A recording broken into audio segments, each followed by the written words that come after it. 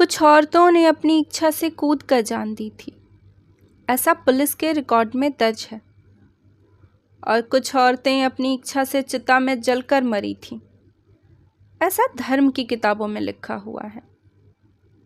मैं कवि हूँ, करता हूँ, क्या जल्दी है। मैं एक दिन पुलिस और पुरोहित दोनों को एक साथ औरतों की अदालत में तलब करूँगा और बीच की सारी अदालतों को मनसूख कर दूँगा। मैं उन दावों को भी मनसूख कर दूँगा जो श्रीमानों ने औरतों और बच्चों के खिलाफ पेश किए हैं। मैं उन डिक्रियों को भी निरस्त कर दूँगा जिन्हें लेकर फौजें और तलबा चलते हैं।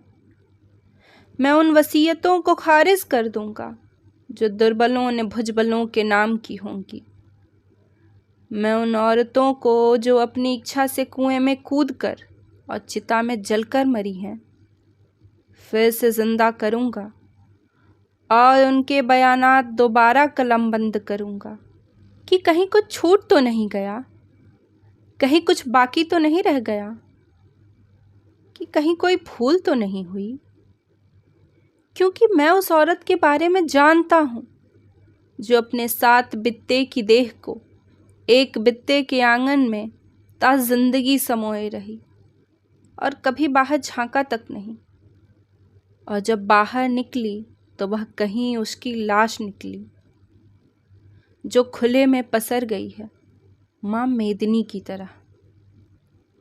औरत की लाश धरती माता की तरह होती है जो खुले में फैल जाती है, थानों से लेकर अदालतों तक।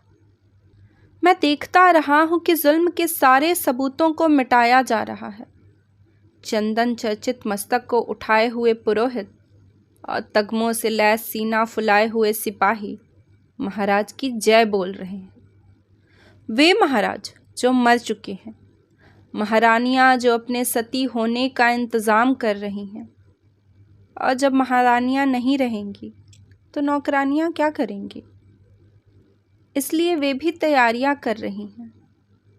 मुझे महारानियों से ज़्यादा चिंता नौकरानियों की होती है जिनके पति जिंदा हैं और रो रहे हैं। कितना खराब लगता है एक औरत को अपने रोते हुए पति को छोड़कर मरना, जबकि मर्दों को रोती हुई स्त्री को मारना भी बुरा नहीं लगता। औरतें रोती जाती हैं, मर्द मारते जाते हैं। औरतें रोती हैं, मर्द और मारते हैं। औरतें खूब जोर से रोती हैं, मर्द इतनी जोर से मारते हैं कि वे मर जाती हैं। इतिहास में वह पहली औरत कौन थी जिसे सबसे पहले जलाया गया? मैं नहीं जानता, लेकिन जो भी रही हो, मेरी माँ रही होगी। मेरी चिंता यह है कि भविष्य में वह आखिरी स्त्री कौन होगी जिसे सबसे अंत में जलाया जाएगा। मैं नहीं जानता, लेकिन जो भी होगी मेरी बेटी होगी और यह मैं होने नहीं दूंगा। नमस्ते, आप सुन रहे थे औरतें, रमाशंकर यादव विद्रोही की कविता।